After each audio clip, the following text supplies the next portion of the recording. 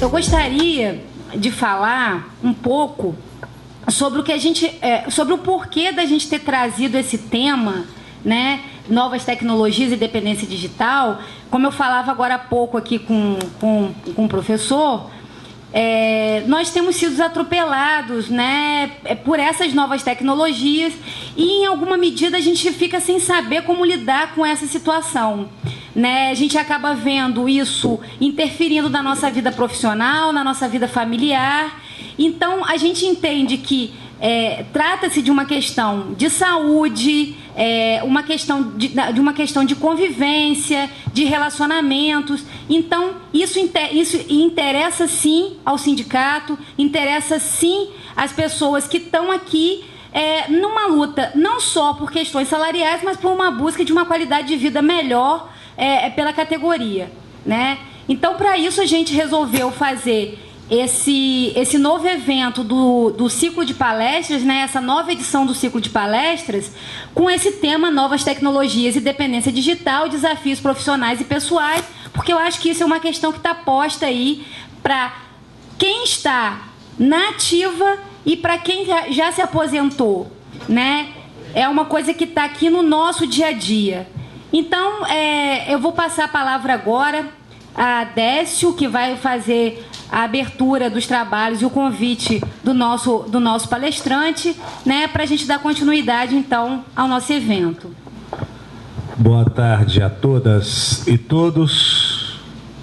Gostaria de agradecer a presença dos colegas, das companheiras e companheiros de luta, dos companheiros diretores, dos funcionários, os nossos colaboradores desse sindicato, e dizer que é sempre uma oportunidade boa estarmos juntos aqui.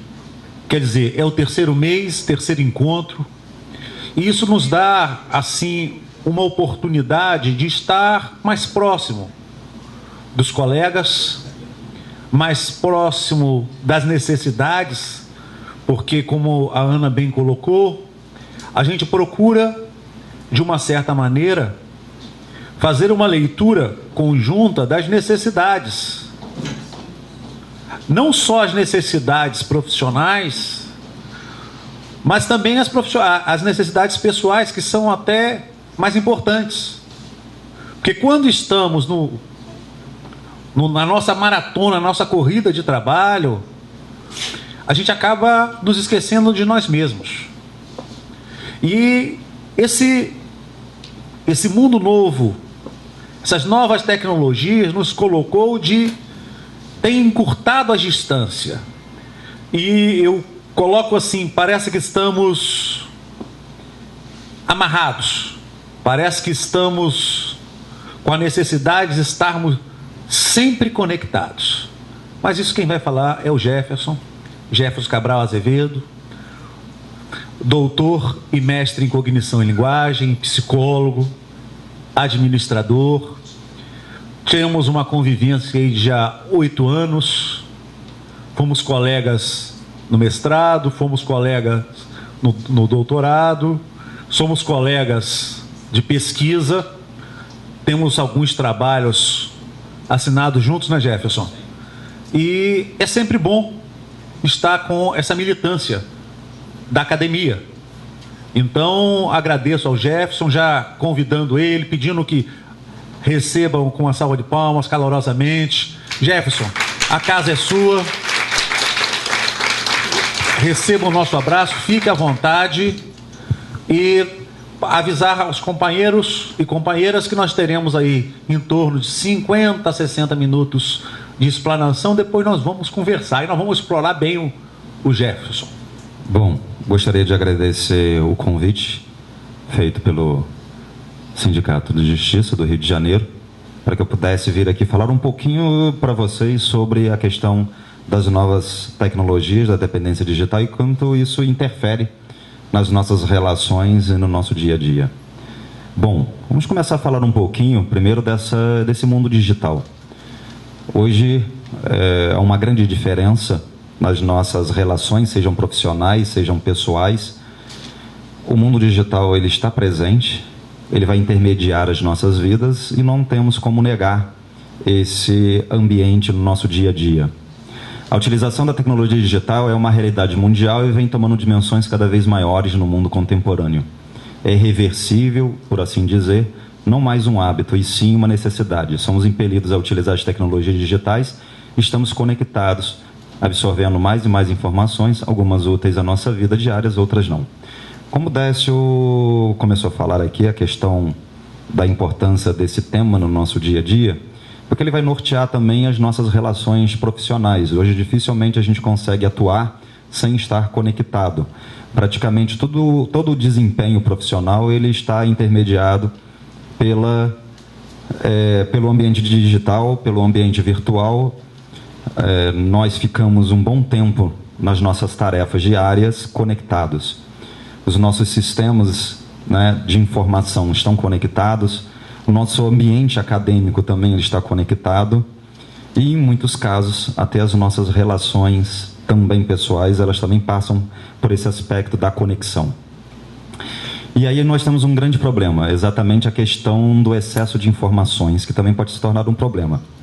Já que esse ambiente ele está completamente conectado, muitas vezes isso pode trazer alguns problemas, que é o excesso de informação. O que o excesso de informação ele pode acarretar no nosso dia a dia? Dificuldade de processar. E outra, de delimitar se essa informação ela é precisa ou não, se ela tem credibilidade ou não. Se falou muito nesses últimos meses a questão do fake news. Eu não vou falar necessariamente do fake news, porque eu acho que tem algo até que é mais complicado do que o fake news. Hoje em dia, no meio digital, todos nós somos especialistas. E aí você começa a propagar, né? Ou simplesmente dar opiniões que muitas vezes você não tem uma base de argumento necessário para se colocar. Mas todo mundo no ambiente digital se coloca como um profissional de uma determinada área, da área de saúde, da área educacional e de tantas outras áreas, e a gente se coloca de uma forma tão intensa como se nós dominássemos e tivesse argumentos sobre aquele assunto. Isso pode ser extremamente problemático, porque a gente passa a assumir uma posição que muitas vezes podemos influenciar outros indivíduos através das nossas opiniões, e dependendo da sua posição, você é um influenciador. Isso se torna muitas vezes um problema e até um perigo. No entanto, muitas das informações que recebemos não acrescentam algo na nossa vida, mas nos expõem uma imensa quantidade de conteúdos que ultrapassam nossa atual capacidade cognitiva de analisá-los, provocando o que podemos chamar de informatose, excesso de informação. Se nós formos ainda para os aspectos infantis de desenvolvimento, que a gente está desenvolvendo a nossa capacidade de selecionar informações, e se nós não trabalharmos adequadamente o desenvolvimento das crianças em relação ao processo atencional, ou seja, de selecionar, virão um caos de estímulos. E, na verdade, a gente não consegue trabalhar adequadamente essas informações. Eu não estou falando apenas dos adultos aqui, eu estou falando também de uma questão que está além da vida dos adultos, mas também do desenvolvimento desses indivíduos, né, diante desse meio digital. Todos os dias ouvimos amigos e colegas falando de pessoas que tiveram problemas com o uso excessivo de tecnologia digital, casos relativos ao descontrole no uso das redes sociais, digitais, jogos online, sites de sexo virtual, entre outros. Vamos falar do mundo organizacional na era digital. Já que está falando aqui da questão trabalhista, hoje estima-se que no Brasil há uma perda de aproximadamente 2 bilhões de reais por ano por um desempenho inadequado, porque ao invés do sujeito estar acessando as informações necessárias para desempenhar as suas atividades adequadamente, ele está acessando outras informações que não têm relação direta com o ambiente trabalhista. O que eu quero dizer? Imagina que ele está lá batendo papo no WhatsApp com outras questões, por exemplo, que o Flamengo empatou ontem com Santa Fé, e ele está lá discutindo com os amigos dele, do grupo, né? Vamos botar assim, de happy hour, discutindo a questão do futebol, em vez de estar trabalhando necessariamente. Ou está em um site que não necessariamente está relacionado com o trabalho dele. Eu até botei ali um atalho, né, que é o Alt Tab, que muitas vezes, quando alguém do setor se aproxima, ele só Alt Tab e volta para a tela do trabalho. Estou trabalhando. Saiu, Alt-Tab, volta para o que ele estava fazendo e continua ali, né, naquele ambiente digital, sem estar conectado com as tarefas diárias que ele deveria cumprir no trabalho. Isso gera um comprometimento no desempenho do sujeito e chega-se hoje a uma conclusão de que aproximadamente isso atinge a receita das empresas em torno de 2 bilhões de reais. Não é pouco valor se nós colocarmos isso, né, em cifras, porque na verdade o grande problema do Brasil não é apenas uma questão da qualificação do profissional, mas também da produtividade e da qualidade do serviço desse profissional. Então, na verdade, nós vamos muito além disso e as questões digitais também estão relacionadas diretamente a isso. A outra coisa são as nossas relações virtuais. O número de casais divorciados vem aumentando e muitos relatam nos fóruns do processo de reconciliação que as redes sociais digitais foram o principal motivo para o fim do relacionamento. Muitos, ao chegarem em casa, trocam carinho e afeto pela virtualização das relações, perdendo contato íntimo. Outros, durante a madrugada, ficam flertando ou praticando sexo virtual com outras parceiras ou parceiros. Para você ter uma ideia, no Brasil, há pouco tempo, aqui no Brasil, na verdade, teve uma repercussão bastante negativa em relação a um site, que ele é um site de infidelidade conjugal. E o brasileiro é o segundo em número de inscritos desse site de infidelidade conjugal. Para que você participe dele, você tem que ser casado. É algo interessante, né? Para você falar, um site que para você participar, você tem que ser casado. Se você pensar nessas condições, né, você vai falar, bom, as pessoas já tinham infidelidade antes do ambiente digital. Isso não é novidade para ninguém. Ok? Mas, o que acontece com o ambiente digital? Você, na verdade, potencializa, porque, na verdade, você não precisa sair de casa. Essas relações, elas podem acontecer porque você está, na verdade, intermediando isso pelo ambiente digital, por estar conectado.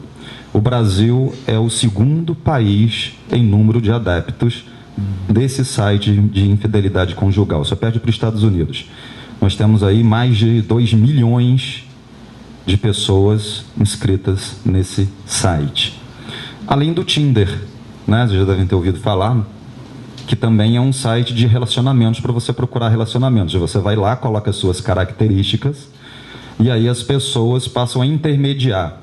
E aí você diz o que você faz, os seus gostos e as suas qualidades que você julga ter, e aí as pessoas, né, eles vão entrar em contato ou não com você.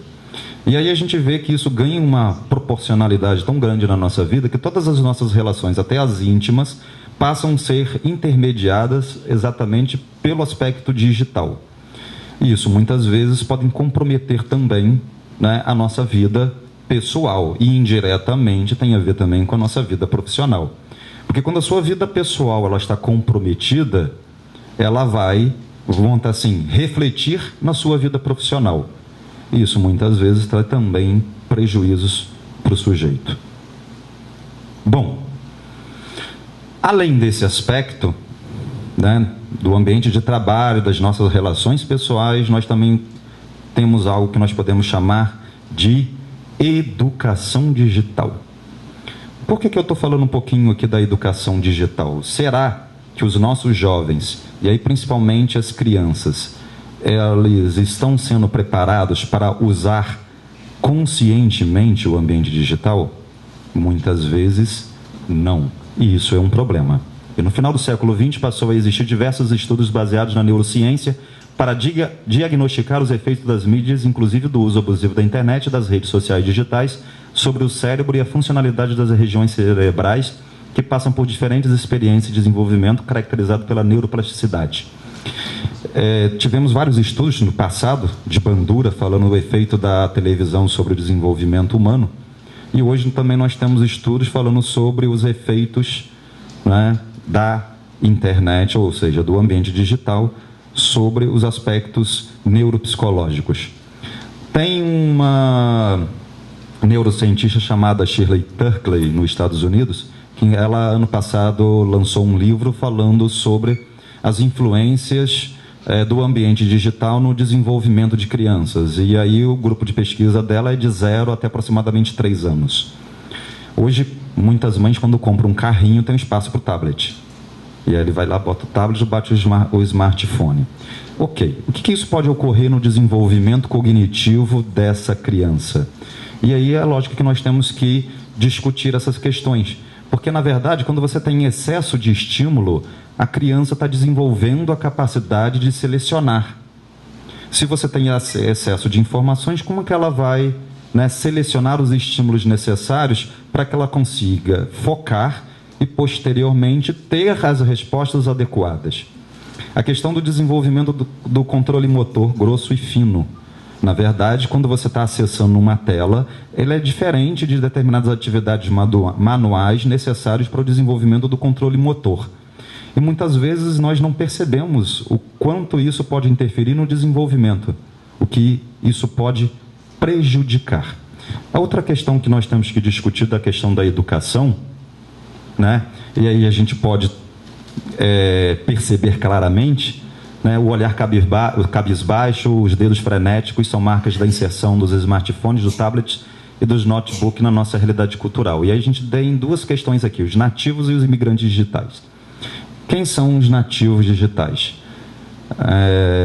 São aqueles indivíduos que nascem da década de 90 para cá, que eles nasceram já imersos nesse ambiente digital. Os imigrantes é quem nasceram antes da década de 90, e a grande maioria aqui dessa sala é imigrante digital, como eu também. E aí, muitas vezes, nós temos uma dificuldade de compreender como esse sujeito se estrutura imerso no ambiente digital. Porque o nosso referencial de estruturação é antes do ambiente digital. Mas como educar esse sujeito nativo digital? Como propor que ele use adequadamente, com bom senso, esse meio, para que ele possa, sim, colher aquilo que há de positivo nesse ambiente? Nós não podemos negar que, na verdade, a internet foi um avanço científico que modificou todos os nossos parâmetros de realidade e que trouxe, vamos botar assim, contribuições significativas, e isso é extremamente importante. Tem um outro teórico chamado Alvin Toffler, ele tem um livro chamado Power Shift, que um dos capítulos ele vai falar do Deus de jaleco. Ele está falando exatamente do médico, que ali ele estava na figura do suposto saber, o sujeito que tinha o conhecimento para estabelecer a sua recuperação, a sua cura. Hoje, essas relações elas são alteradas. Quando você chega ao médico, você já procurou o Dr. Google, colocou todas as informações no Dr. Google e já chega no médico com as informações necessárias, inclusive do que você tem que tomar. Não é? Então, na verdade, você muda essa relação. Agora, o médico não detenha mais o saber daquela prática. Esse saber é dividido. Quando você procura canais adequados, ou seja, sites que têm credibilidade, tudo bem. O pior é que a gente procura, muitas vezes, determinados canais que não têm credibilidade. E essa informação vai chegar distorcida e vai até comprometer o tratamento. E aí, agora, o médico ele tem que te convencer que ele detém o saber e que a prática dele, né, é baseada, sim, em um conhecimento científico necessário para contribuir para a sua recuperação. Então, muda essa relação. Não é uma relação mais que o paciente é passivo. Agora tem uma relação ativa entre a área de saúde e o paciente. E isso também nas relações de educação. O professor também não está mais no pedestal aquele que detém o conhecimento.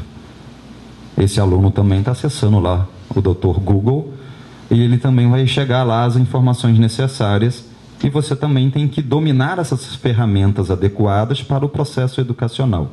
Então, na verdade, a gente muda toda a relação de poder existente com as tecnologias digitais, inclusive também no nosso ambiente trabalhista. E aí nós temos uma questão. A tecnologia digital não deve ser vista como ameaça, no entanto, como novas possibilidades de estabelecer processo de ensino-aprendizagem. Temos que criar uma didática necessária para incluir adequadamente os processos digitais na educação. E eu não estou falando apenas de uma educação acadêmica e escolar, uma educação também baseada nos critérios morais e éticos que a família deveria assumir para a estruturação de qualquer indivíduo. E aí eu pergunto, bom, Que sites essa criança está acessando? Será que esses sites que essa criança está acessando é adequado para a idade dela? Que aplicativos estão sendo instalados no tablet, no smartphone desses pais para que a criança acesse e que esteja adequado com a idade de desenvolvimento dela? Temos vários jogos, temos vários sites que são destinados para aquele público e pode contribuir para o desenvolvimento daquela criança. Mas será que os pais estão preocupados com o que as crianças acessam? Isso é uma questão que a gente deve repensar. Isso sim é criar e educar digitalmente o indivíduo. O indivíduo que ele possa ter bom senso e critérios de escolhas para saber o que acessar, quando acessar no ambiente digital. Os pais educam os filhos para utilizar as tecnologias digitais de forma consciente? Muitas vezes não, porque esse pai, ele é imigrante digital. E aí ele quer ensinar uma outra geração que é nativo digital. E aí a gente tem um grande problema. Muitas vezes, hoje em dia, uma maneira de controlar a criança, simplesmente dar o smartphone para ela, ela fica quieta. Pronto, consegui o que eu queria. É a babá eletrônica. Antes era a televisão, agora é o smartphone. Você só trocou de um aparelho maior para um aparelho menor, mas continua fazendo a mesma coisa, não que não se fazia antigamente. Muitas vezes a criança chegava em casa e o pai, não, agora eu não posso falar com você porque eu estou assistindo o Jornal Nacional, ou estou assistindo o futebol. Se chegava em casa, agora eu não posso falar com você porque eu estou assistindo a novela. A gente só trocou de tecnologia. Hoje é o smartphone, hoje é o tablet, hoje é o notebook. Então, na verdade, a gente só troca, né, de meios para podermos estar acessando, vamos botar assim, um conteúdo de entretenimento para manter aquela criança, entre aspas, calma. O que é calmo? E aí a gente tem que pensar. Criança tem que ser criança. Ela só existe um momento para passar pela infância dela. E muitas vezes os pais não estão focados em tentar contribuir para o desenvolvimento educacional desse indivíduo para que ele possa ter, aí sim, uma educação digital para saber o que pode ou o que não pode e o tempo de uso desse, né, vamos dizer assim, desse aparelho e dessa conexão. Isso tem que ser determinado pelos pais. Hoje tem maneira de você filtrar o que a criança pode ou não pode acessar. Infelizmente, muitos pais acabam não fazendo isso. Simplesmente ou porque não têm conhecimento ou porque não estão investindo adequadamente na educação desse ser. Bom, para isso, uma das questões importantes para os pais desenvolverem seus filhos é o que eu chamo de detector de lixo.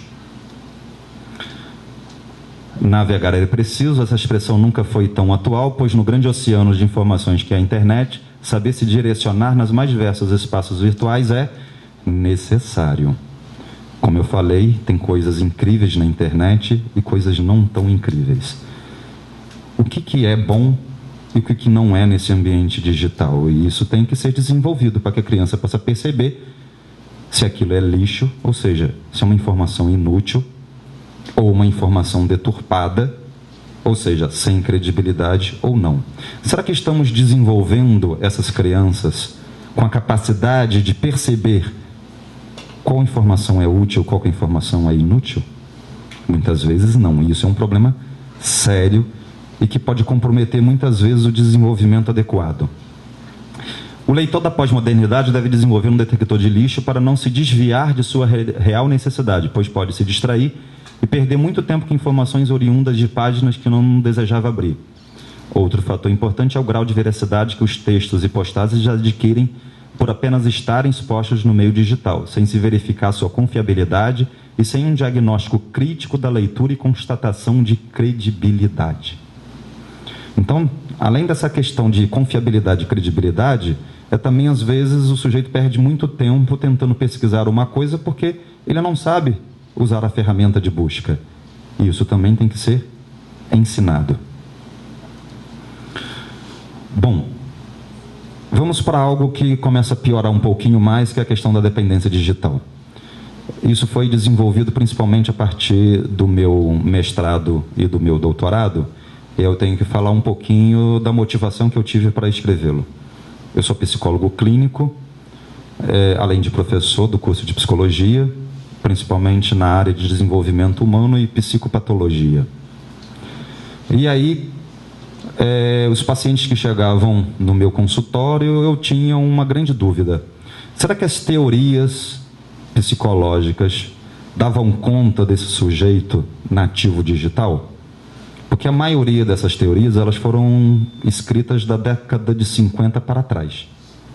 É lógico que esses autores não iam dar conta, né, de uma alteração no ambiente social, porque não era a realidade histórica deles, quando eles desenvolveram a sua teoria. E quando esse sujeito chegava no consultório, eu percebia, na verdade, que tinha algumas alterações na estruturação desse indivíduo, como ele estruturava o psiquismo e como estruturava a sua cognição. O pior é que eu não tinha teoria para isso. E aí eu tive que desenvolver teoria. E aí no meu mestrado eu fui escrever sobre estruturação psíquica. Como um indivíduo nativo digital estrutura seu psiquismo. Será que é da mesma forma que nós, imigrantes digitais? Eu tinha as minhas dúvidas, eu fui pesquisar e eu desenvolvi uma teoria falando sobre estruturação psíquica de indivíduos imersos no ambiente digital. E aí eu, no final do meu mestrado, me deparei com uma outra realidade. Será que esse sujeito nativo digital, ele tem mais propensão a desenvolver dependência ou não? E aí eu tinha um outro problema, não tinha um teste para detectar dependência digital. Eu falei, bom, outro entrave epistemológico, propriamente dito, porque para falar sobre dependência eu tenho que ter um instrumento para detectar dependência, e eu não tinha esse instrumento, então fui criar esse instrumento. A outra questão é que eu também não tinha um diagnóstico muito bem fechado para falar sobre dependência. Tinha vários autores que falavam de diversas questões. O que hoje se trabalha em alguns autores é nomofobia, medo de ficar sem celular. Nomobile, do inglês, medo de ficar sem celular. Algo que eu discordo. Você não tem medo de ficar sem celular. Você tem medo de ficar sem conexão. O celular é apenas um meio, não um fim. Se eu fosse falar de dependência de álcool, ninguém fica dependente da garrafa. Você fica dependente daquilo que a garrafa lhe fornece, que é o líquido. Eu nunca vi ninguém chegar em casa e falar assim, poxa, tem um mês que eu não uso o Word, estou doido para usar o Word. Uma coisa incrível. Eu nunca vi ninguém ficar com fissura, que é uma característica de dependência, ou seja, síndrome de abstinência, por fazer tabela de Excel. Tem 15 dias que eu não faço tabela de Excel, estou com uma fissura danada. Nunca vi ninguém chegar em casa e começar a fazer tabela de Excel. Na verdade, o que você, fica dependente é a dependência de conectividade. O Google agora lançou uma lente, ela já existe, que você coloca no cristalino, com uma operação de catarata, e que a partir dessa lente você acessa a internet. O celular vai desaparecer.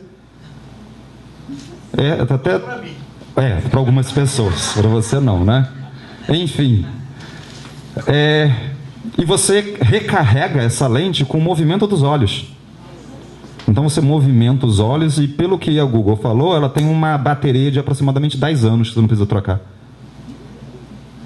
Olha só coisa interessante. Agora você vai poder acessar a internet sem aparelho, propriamente dito.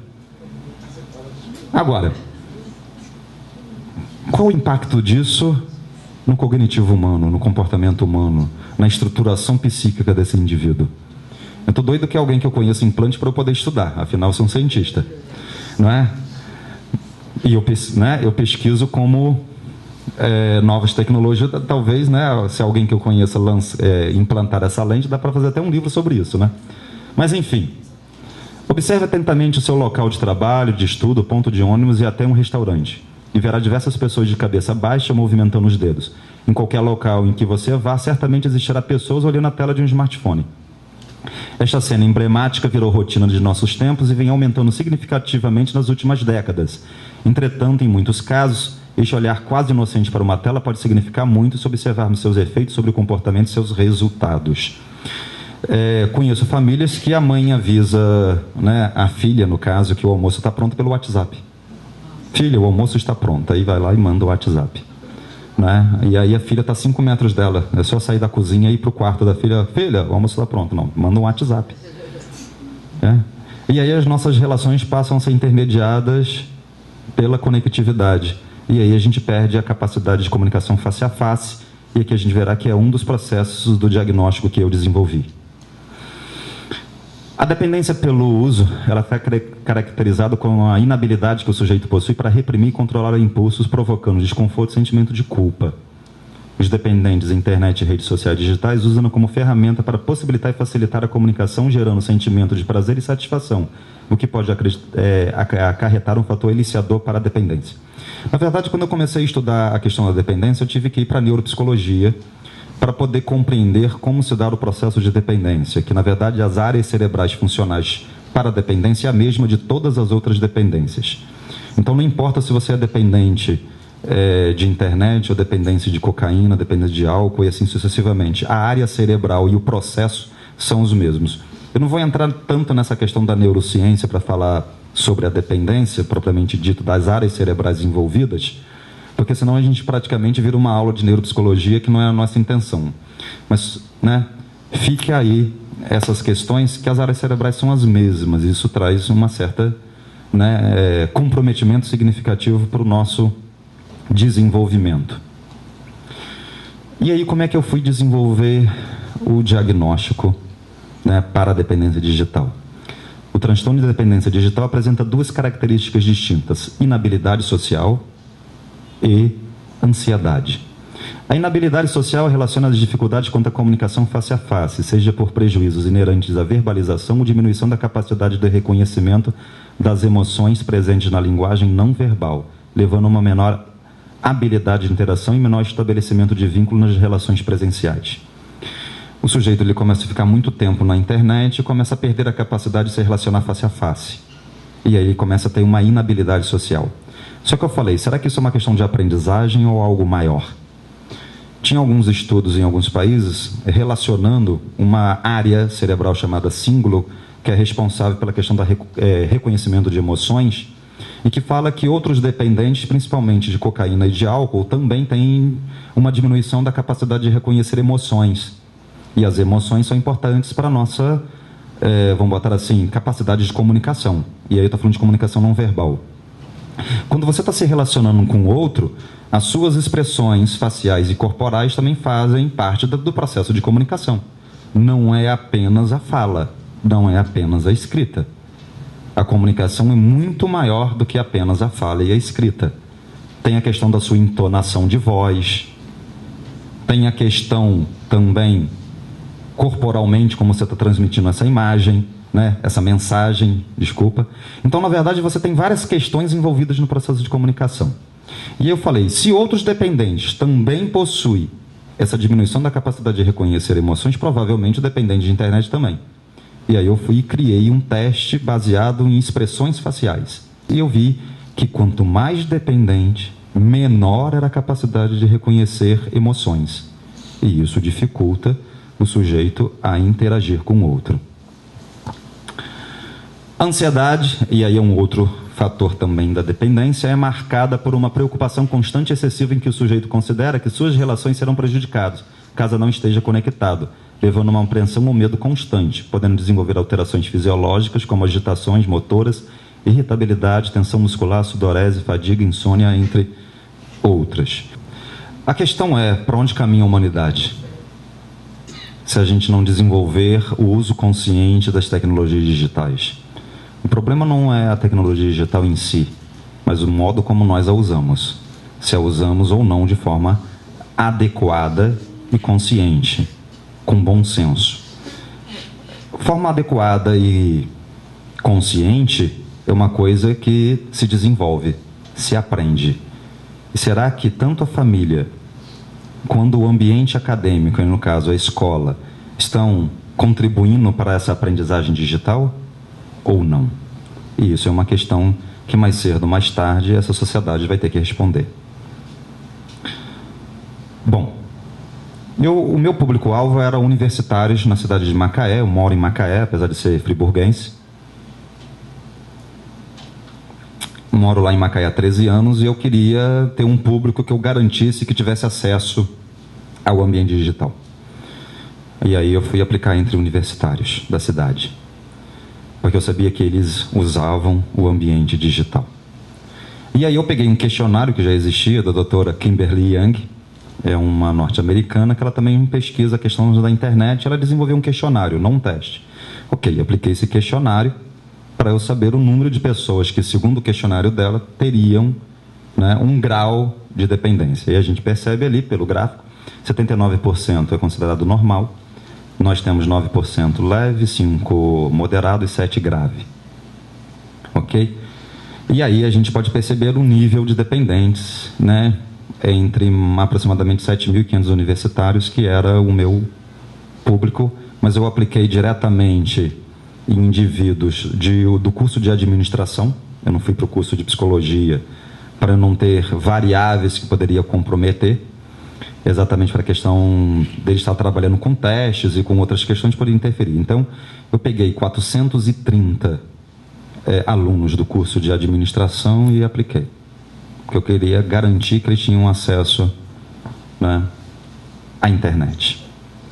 Depois, eu peguei o teste que eu desenvolvi de expressões faciais. Eu não desenvolvi as faces, eu já usei fotos que já tinham sido utilizadas em outros testes, porque para que assim tivesse credibilidade, né, dessas fotos, eu só peguei as fotos, selecionei essas fotos de testes que já existiam sobre expressões faciais, e a partir deles eu criei um outro teste.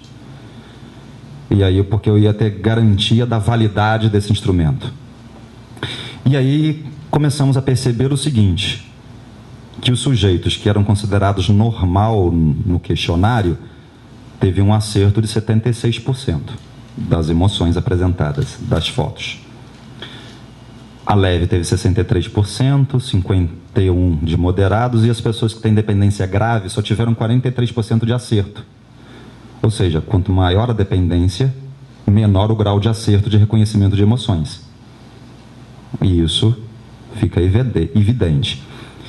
E o que isso muda? Muda na questão terapêutica e muda também nas questões relacionais. Porque esse sujeito tem mais dificuldade de se relacionar face a face, ele fica mais tempo imerso no ambiente digital. Já que eu tenho dificuldade de me relacionar face a face com as pessoas, eu vou comunicar com elas através do ambiente digital. Aumenta o seu tempo de uso. E quanto mais você aumenta o tempo de uso, mais dependente você fica. E aí vira um ciclo vicioso. E aí, na verdade, muda o processo terapêutico, porque você sabendo disso, você vai tratar isso na clínica, desenvolvendo habilidades e competências sociais para que o sujeito possa falar face a face. Porque até então isso não era visto no tratamento.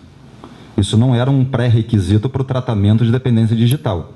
E como não tinha ninguém falando sobre tratamento e diagnóstico propriamente dito dessa maneira que eu abordei, isso não era visto no tratamento. E aí eu fui desenvolver um protocolo de atendimento para dependentes digitais, específico, porque usavam outras técnicas de outras patologias, principalmente fobia e toque e transtorno de ansiedade, mas não um tratamento específico para dependentes digitais. E aí eu fui e desenvolvi esse tratamento. Fatores que favorecem: pessoas solitárias, pessoas com personalidades mais frágeis, né? Pessoas fragilizadas, pessoas também com um grau de patologia, fobia social, borderline e outras patologias que também podem interferir no desenvolvimento da dependência, também são fatores que devem ser levados em consideração. Outra questão é o comportamento do indivíduo. Prioriza o uso da internet, preocupado quando desconectado, interrupção gera ansiedade e depressão, vida comprometida em todas as áreas, uso crescente, descontrole do tempo, mente com frequência. Quanto tempo você está conectado? Uma horinha só. O sujeito está 5 horas conectado, mas aí quando perguntado ele fala que acabou de ligar. Parece brincadeira, mas não. O número de pessoas atropeladas por uso de celular vem crescendo, está ali. Quantas pessoas estão atravessando uma rua sem simplesmente se preocupar com o nível de atenção? Eu não estava falando anteriormente lá no início de seletividade, de ter foco? Quantas pessoas acabam cometendo infrações no trânsito, ou mesmo até acidentes, podendo levar à morte de outras pessoas, porque exatamente está mandando mensagem ou simplesmente está falando no celular? Já tem países que estão desenvolvendo, aí no caso dos Estados Unidos, aplicativos que ele consegue detectar se o outro celular estava conectado e se o motorista estava usando quando ocorreu o acidente, porque aí a punição vai ser maior. É a mesma coisa se ele estivesse dirigindo alcoolizado. Então, já tem países desenvolvendo tecnologia para ver se o sujeito, na hora do acidente, estava conectado ou não. Olha só como ele começa a mexer até na legislação. E aí, ele mexe exatamente com as questões, né, dos processos funcionais cerebrais das emoções no processo de dependência. E eu, como eu falei, as emoções têm uma área do cérebro chamada sistema límbico, que é considerada a área mais primitiva do cérebro, que ela é responsável pelas emoções básicas. E essas emoções básicas, de acordo com os estudiosos, elas são inatas. E aí nós temos dois tipos de emoções, as primárias e as secundárias. Eu fui trabalhar com as primárias, principalmente alguns sentimentos básicos: raiva, medo, surpresa, nojo ou aversão, alegria, tristeza. E quais são as emoções secundárias? Eu vou dar um critério básico aqui para vocês entenderem a diferença entre a emoção básica e a secundária. Você ficou com raiva do seu chefe, doido para falar algumas coisas com ele, mas o bom senso adverte que você não fale, né? Pelo menos não naquele momento, do jeito que você quer. O que você faz? Freia o seu impulso. Mas antes disso, né, o que nós chamamos de microexpressões, você manifesta a sua raiva, mas você vai modular. Isso é emoção secundária. Eu não posso demonstrar que eu estou com raiva. Aí você modula, engole um sapo e fala outra coisa. Essa é a secundária, que é a questão social, tem a ver com a aprendizagem. E nós desenvolvemos ao longo da nossa vida. Alguns estudos com japoneses trabalharam muito essas questões. Os japoneses, ele tem vergonha de demonstrar as emoções em público. E aí a Universidade de Tóquio pegou alguns japoneses, botaram uma câmera na televisão deles, e quando eles estão no celular, eles demonstram as emoções, porque ele está no privado. Ele foi o quê? Modulado. É a secundária. Só para a gente entender um pouco mais, nojo, ele tem uma função adaptativa? Sim. Imagine há 15 mil anos atrás, quando nós não tínhamos medicina, se você comesse um alimento estragado, poderia levar à sua morte. Então, aquele indivíduo comeu aquele alimento daquela tribo, os outros vão chegar, ele vai estar vendo ele com cara de nojo, e aí vai evitar o consumo de alimentos. Aqueles que perceberam a cara de nojo e não se alimentaram, né, daquele alimento em decomposição, vão sobreviver, e aí seleciona a espécie. Então, isso tem um processo adaptativo. E aí usei essas emoções que são consideradas inatas: raiva, nojo, medo, alegria, tristeza e surpresa.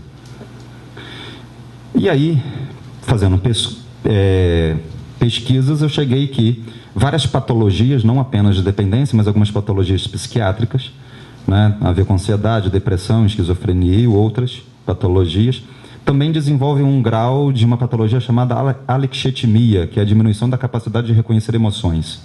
E que o dependente digital diminui a sua capacidade de reconhecer emoções porque ele desenvolve um grau de alexithymia, o que dificulta reconhecer as emoções. Ou seja, se ele diminui a capacidade de reconhecer emoções, ele diminui a capacidade de entender a linguagem não verbal e passa mais tempo usando o ambiente digital.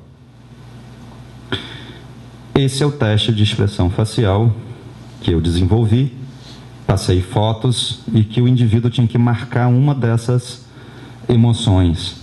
Então eu dava 10 segundos, apresentava 10 segundos, eu passava para outra foto, ele tinha que marcar. Vamos lá. Qual emoção é essa? Oi? Surpresa. Né? Que pode ser espanto. Ok? Bastante básico. Sim, eu vou ter, né? Vamos dizer, super dependente. Super dependente, não reconheceu uma. Básico, né? Tranquilo. E aí são 20 fotos. E eu repito emoções. E o que acontece é que aquele sujeito que é mais dependente tem dificuldade de reconhecer emoções. Isso não é interessante? Eu acho interessante isso. E aí passa a modificar a visão sobre dependência. E aí eu criei esse diagnóstico. Porque não tinha um diagnóstico para dependência. Eu falei, pera lá, Como é que eu vou tratar sem um diagnóstico? Então, vamos fazer um diagnóstico.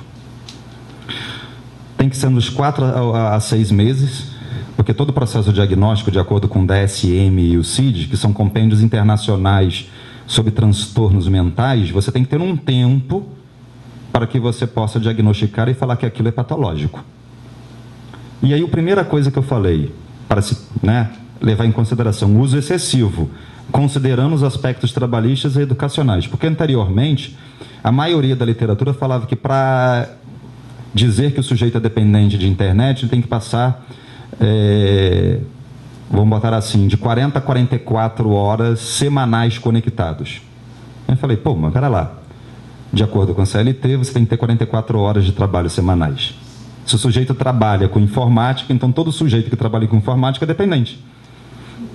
Discordo disso. Se o sujeito trabalha com EAD e é professor, então também vai ser dependente. Nós temos que usar outro critério, considerando os aspectos trabalhistas e educacionais. Porque se você não levar isso em consideração, você vai ter um número de pessoas dependentes enorme. Porque o nosso ambiente trabalhista e educacional hoje, a base dele é o ambiente digital. E nós temos que levar isso em consideração. O segundo aspecto, comprometimento das atividades funcionais, tais como alimentação, sono, higiene pessoal, entre outras. As pessoas deixam de se alimentar adequadamente para comer um lanche rápido para estar conectado. Um tempo atrás, mais ou menos tem 1 ano, um adolescente, 17 anos, ficou 72 horas conectado. E a mãe lá falando, ele só ia na cozinha, pegava qualquer coisa, levava para frente do computador e ficava. Ele era viciado em jogos online. E tem crescido muito. E aí, a mãe, insistentemente falando com ele, ele desconsiderava o que a mãe falava, a mãe se apurrinhou, foi lá e desligou o disjuntor. O que aconteceu? Ele surtou, quebrou o quarto todo e bateu na mãe. Sono. Tinha uma aluna chegando atrasado, o desempenho estava ruim. Eu falei, mas por que você está sempre chegando atrasada, ruim? É porque eu fico muito tempo acordada à noite. Eu falei, por que você trabalha? Não trabalho não. É porque eu fico até de madrugada conectada. Aí quando eu chego no dia seguinte, eu não tenho disposição para estudar. E aí começa a afetar. O sono é um dos fatores importantes. Higiene, começa a não tomar banho, não fazer as higienes adequadas, e compromete as suas relações pessoais, porque elas vão ser intermediadas apenas pelo ambiente digital, entre outros. Perda da capacidade de comunicação face a face. Não foi um dos critérios que eu descobri? Esquivo das atividades diárias, trabalho das atividades acadêmicas e vínculos sociais. Como eu falei, o sujeito, no ambiente de trabalho, ele vai estar conectado em outras atividades que não estão relacionadas com a função dele, ou acadêmicas. Em vez de estar estudando, ele está lá acessando outras questões. E o que as pessoas fazem? Abrem várias telas. Abre 1, 2, 3, fica várias telas, aí ele entra em uma, sai, entra em outra, e isso muda também o processo de leitura, porque a leitura, ela deixa de ser vertical e passa a ser horizontal. Você lê muito, mas não se aprofunda em nada. Esse é um outro fator também importante. Apreensão e irritabilidade quando desconectado. Quando o cara fica desconectado, ele começa a ficar irritado. Isso incomoda. Aparecimento de sintomas fisiológicos, tais como agitações motoras, sudorese, fadiga, tensão muscular, muito comum na ansiedade. Eu não falei que são 2 critérios, inabilidade social e ansiedade? 7. Incapacidade de controlar impulsos de conectividade quando presentes estímulos que remetem às tecnologias digitais. O som da mensagem. Chegou o som da mensagem do WhatsApp, a coceirinha começa a crescer, e se você não pegar e verificar, você fica tenso enquanto isso. Isso, aquele barulhinho, aquele som estimula o sujeito a ter que verificar se chegou ou não a mensagem tão esperada. Perda da percepção de tempo quando conectado. Quanto tempo você está conectado? 1 horinha só. O cara está o dia inteiro conectado. E às vezes isso não é que ele quer mentir, é porque ele perde a percepção do tempo. Porque o tempo, apesar de ser cronologicamente o mesmo para todo mundo, 24 horas são 24 horas para todos, 1 hora são 60 minutos para todos, mas quando estamos 1 hora nos divertindo, parece que passa rápido. Imagina você 1 hora com dor de dente ou enxaqueca. Demora a passar pra caramba, né? Mas são os mesmos 60 minutos. Mas quando nós estamos sentindo prazer, altera a subjetividade em relação ao tempo. Bom,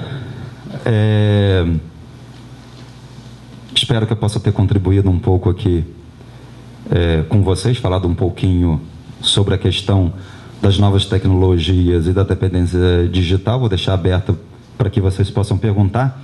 Eu também tenho aqui minha página na internet, www.profjefferson.com.br. Lá eu também tenho vários outros artigos falando também sobre vários processos ligados às tecnologias digitais. E eu fico aí à disposição de vocês para perguntas. Ok? Quem gostaria de Jefferson, a gente gostaria de agradecer, e a mesa vai encaminhar algumas provocações, até para ajudar aí ao nosso público, os nossos colegas, a também dar, eu vou botar lenha na fogueira como de costume. Vamos botar lenha na fogueira. Pois então, nós vivemos hoje uma realidade dentro do Tribunal de Justiça.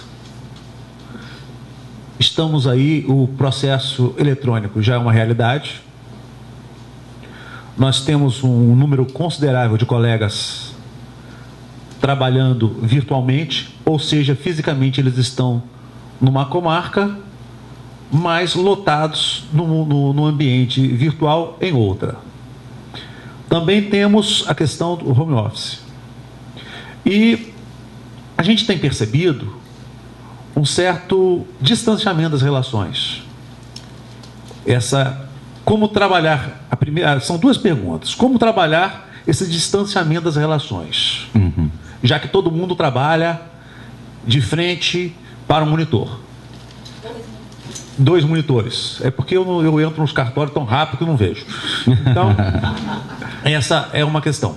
E a outra é de que maneira essa inserção no mundo digital, no trabalho, pode causar essa dependência digital. Vamos lá. Vamos devagar. Existem pesquisas sobre indivíduos que pilotam drones, ok? E eles vão fazer ataques aéreos, em que você não tem a implicação humana naquela atividade. Eles vão lá, atacam, matam milhares de pessoas com um drone e voltam, e não tem a questão da percepção da morte em si, que parece um videogame. E aí hoje tem vários estudos relatando essa questão. Como é que é a questão moral dos indivíduos quando eles estão pilotando um drone? Porque quando você está em um avião e você bombardeia uma cidade, você viu que você matou pessoas. Emocionalmente você está envolvido naquele processo. Vamos voltar aí para a questão do home office, da questão dos tribunais virtuais. Algumas empresas, elas fazem que 3 dias você fica em casa, 2 você tem que estar junto com seus colegas para fazer essas trocas. Então, na verdade, apesar de você ter o seu trabalho no ambiente virtual, você vai também ter tempo de socialização e de troca. Porque essas trocas são importantes em um aspecto. Porque quando você fala de justiça, a gente não fala apenas de uma lei sem os aspectos emocionais envolvidos. E quando você se distancia, você vira um piloto de drone, né? Você pode até estar dentro do aspecto ético-jurídico, mas o aspecto humano ele foi descartado nessa relação. Então, na verdade, os tribunais têm que repensar o uso da tecnologia, de como ele vai utilizar adequadamente sem perder essa questão da percepção do humano. Algumas empresas, eles fazem 3 dias de trabalho e os outros 2 tem que ser feito na organização, em que eles vão conversar, vão trocar informações, vão trocar ideias, eles vão ter essa questão da interação humana, e isso é importante, porque senão vira um distanciamento tão grande do ser humano que isso complica. Agora, isso passa pelo quê? Treinamento, conhecimento. Será que os tribunais estão treinando adequadamente os indivíduos para usar isso de forma adequada? Como está sendo a aplicação desses processos? Isso foi discutido antes de ser implantado.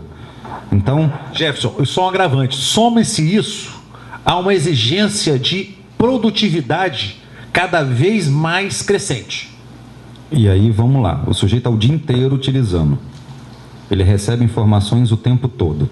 Lá em Macaé, eu vejo isso muito, que eu moro perto da praia, várias empresas offshore, você recebe o que eu chamo de kit escravidão. O que é o kit escravidão? Um smartphone e um notebook. E aí o sujeito fala, olha, a empresa gosta de mim.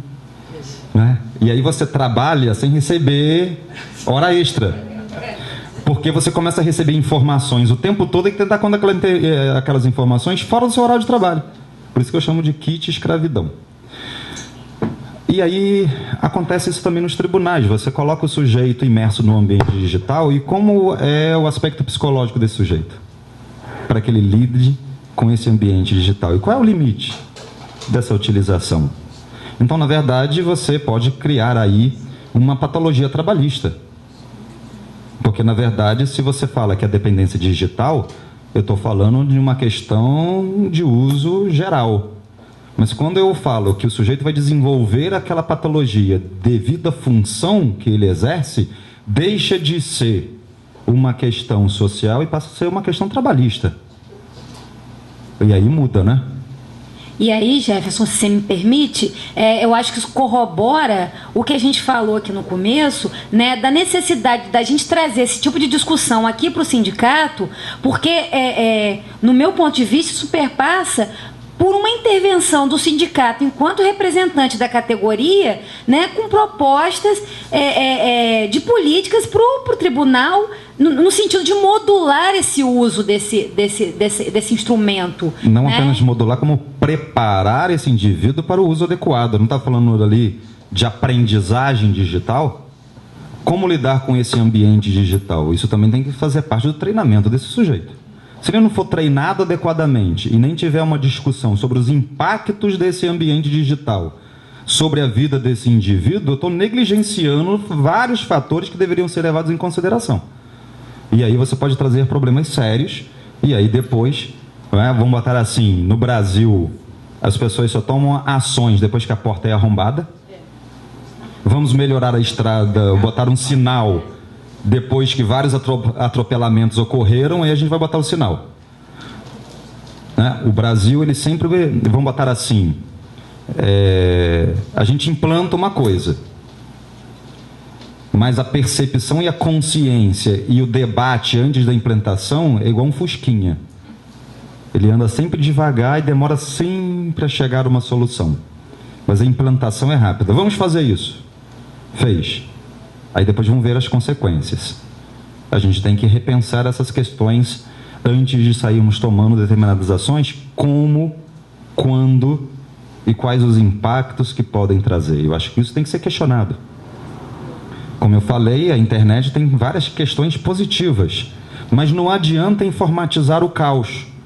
Eu também, além de psicólogo, também sou administrador. E muitas pessoas chegavam, antes do século terminar, no século XX, as pessoas falavam, quando chegar a era da informação, as pessoas trabalharão menos. Essa era a visão no final do século XX. Século XXI, as pessoas irão trabalhar menos. Engraçado, está trabalhando mais. Bem mais, porque quando você chegava em casa, tem menos pessoas trabalhando mais. Você tem menos pessoas, você está trabalhando mais e você está recebendo informações o tempo todo que dá conta das informações. Leva o chefe para casa. Eu recebi um WhatsApp de uma aluna minha 4 horas da manhã. Lógico que eu não vi 4 horas da manhã. Fui ver o WhatsApp lá pelas 9, 10 horas. E aí que eu fui responder. Professor, por que você não respondeu na hora que eu te enviei? Porque nessa hora tem uma coisa chamada sono. Isso é uma falta de educação. Sono. Não é? Essa falta de percepção, né? Falta de noção. A pessoa perde noção. E aí eu vou ficar trabalhando 4 horas da manhã para atender a satisfação que ela é uma dependente digital que fica conectada até 4 horas da manhã? Não, eu tenho mais coisas sérias para fazer às 4 horas da manhã, dormir. Eu gostaria de te agradecer, Jefferson. Assim, você trouxe e deu início a um debate na nossa categoria assim, foi o pontapé inicial de algo que a gente vai ter que discutir muito, porque é uma realidade que está se fazendo cada vez mais presente. Mas, assim, eu acho muito bom o fato da gente não ter perdido...